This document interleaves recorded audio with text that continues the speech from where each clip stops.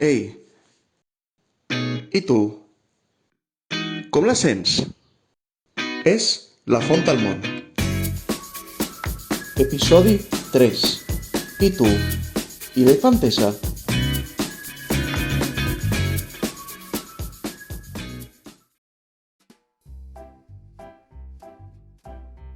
Recordo la meva infància. Records de ma infantesa. Recordo la meva infantesa al carrer. Pues jo en la meva infància... Quants records, I pareixia que fórem xiquets ahir. La vida canvia i sobretot la infància és una etapa de la nostra vida que sempre mos queda en el nostre cor i sempre recordem amb molt d'enyor una etapa molt bonica de la nostra vida que sempre recordem aquestes grans històries que sempre la imaginació d'un xiquet o d'una xiqueta dona per a totes i tots.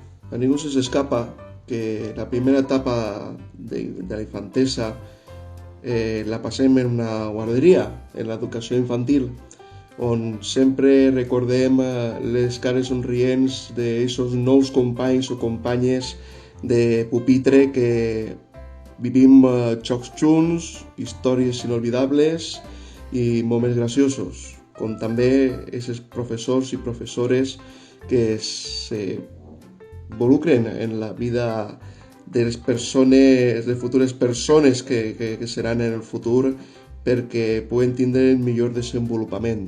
I crec que en aquest episodi que obrim a tots i a tots en La Font al Món, aquest reconeixement ha d'estar palès. I clar que jo me recorde moltíssim d'aquestes persones i també com cadascú de vosaltres que ho recordareu a les vostres ments.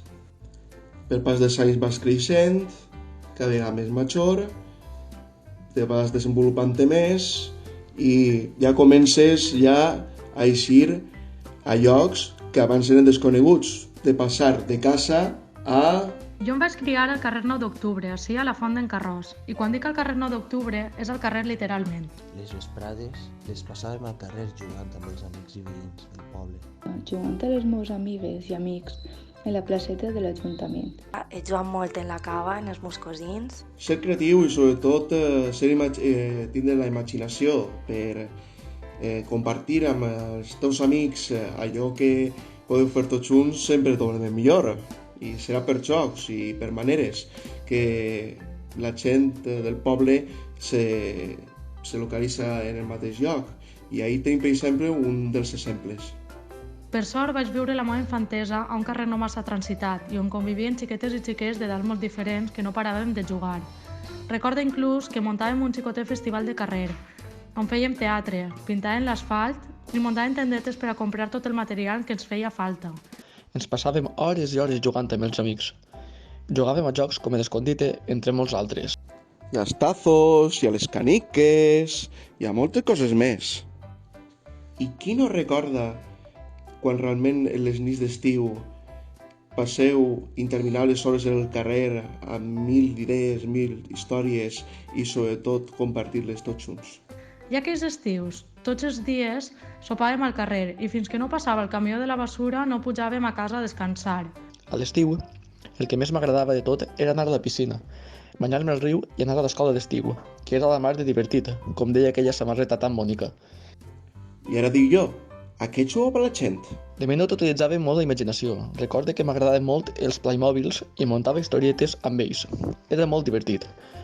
Com vivia enfront, sempre baixaven nines, joguets, cotxes, etc. I es passaven tota la vesprada jugant juntes fins la nit. A la cassoleta, als Power Rangers, a contar històries de por, bueno, totes aquestes coses. Recordo inclús que muntàvem un xicotet festival de carrer, on fèiem teatre, pintàvem l'asfalt i muntàvem tendetes per a comprar tot el material que ens feia falta. Aquells estius ens els passàvem a la piscina municipal, esperant l'arribada de festes en les que tant disfrutàvem. Fins la nit que la mare et cridava per anar a sopar.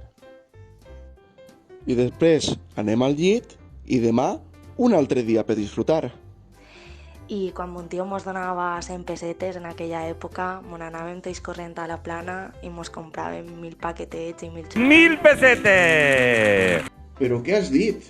Pessetes! Pessetes! Això, ja fa 20 anys d'això! Mare meua, amb el que se podia fer amb els diners. És inimaginable, de veritat. Això no és el que era abans.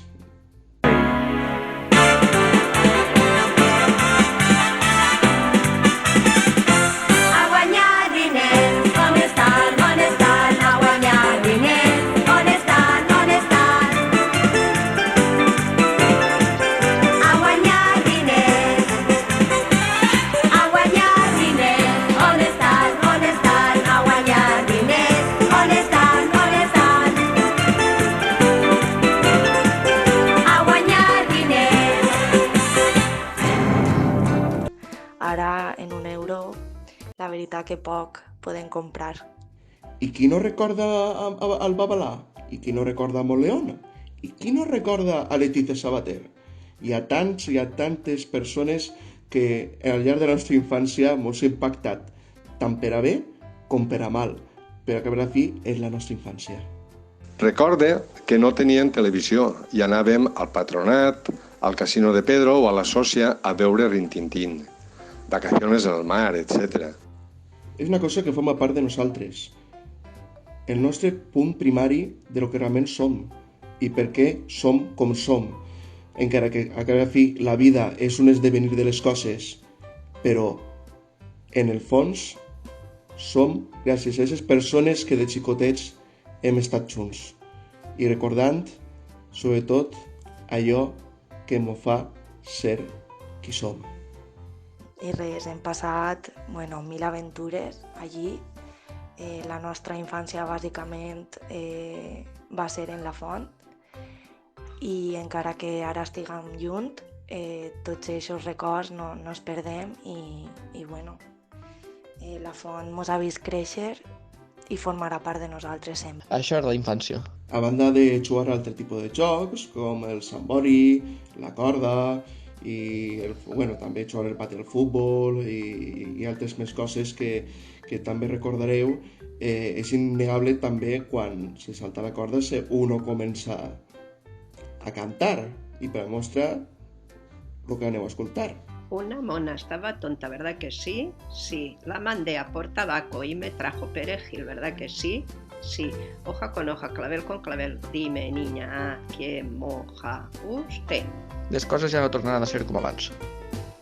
Des d'ací anime tots els xiquets a que no perden aquesta essència com a poble.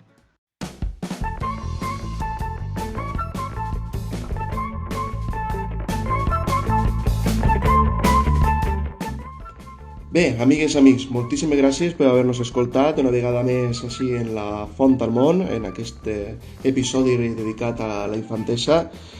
Com no, donar les gràcies a les persones que han col·laborat en aquest podcast i que siguen moltíssims més i sobretot gràcies a la vostra col·laboració. Tota idea fa paret i a la fi la font és per poble i aquest poble sou vosaltres. Moltíssimes gràcies, fins a la propera.